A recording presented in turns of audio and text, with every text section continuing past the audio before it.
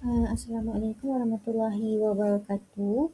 Nama saya Nur Izzatu Saira binti Abdul Ghani dan hari ini saya akan berkongsi mengenai salah satu inventory iaitu inventory gaya belajar ataupun lebih dikenali sebagai VARK.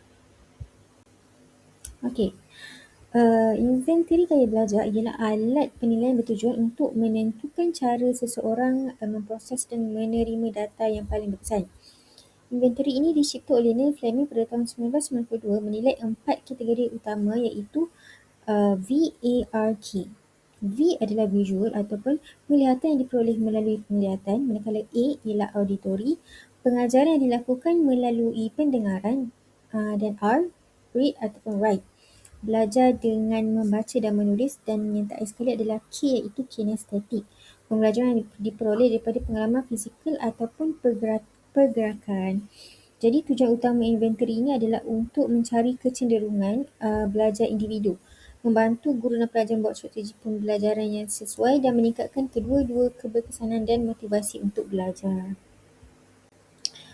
Jadi, cara pentadbiran dia adalah inventory ini mengandungi 16 item dan setiap item mempunyai 4 pilihan jawapan yang tergolong daripada VARK.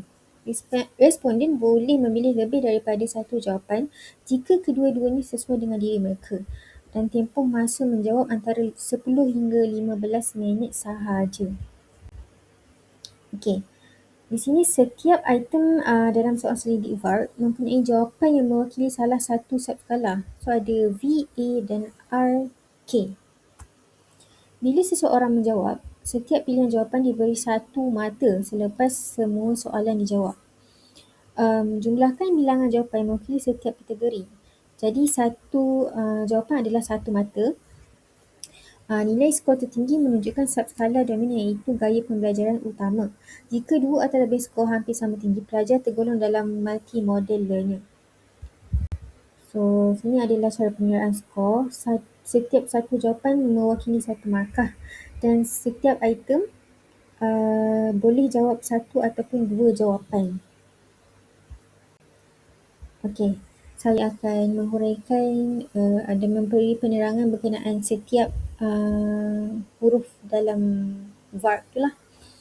Okey, skala visual menilai keutamaan pelajar terhadap bahan visual seperti cerita graf, peta minda, video dan warna. Contoh tingkah laku suka melakar nota, menandakan maklumat dengan warna dan memahami melalui imej. A ataupun auditory menilai keutamaan pelajar terhadap maklumat yang didengar. Contoh tingkah laku mudah faham bila mendengar penerangan, suka berbincang atau mendengar rakaman. Skala read write pula mengukur keutamaan terhadap bahan bertulis. Contoh tingkah laku suka membaca teks, membuat nota, menulis maklumat yang untuk memahami. Dan K iaitu kinestetik menilai kecenderungan pelajar terhadap pembelajaran berasaskan pengalaman fizikal dan praktikal.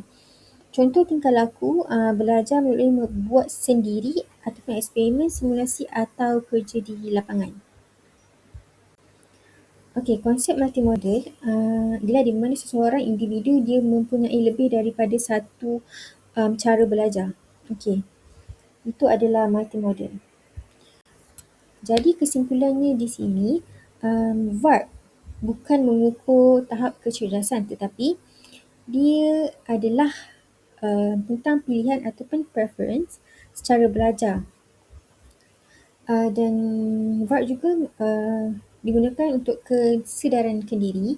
Dengan mengetahui gaya VARK anda, individu boleh merancang strategi belajar yang lebih efisien dan kurang meletihkan.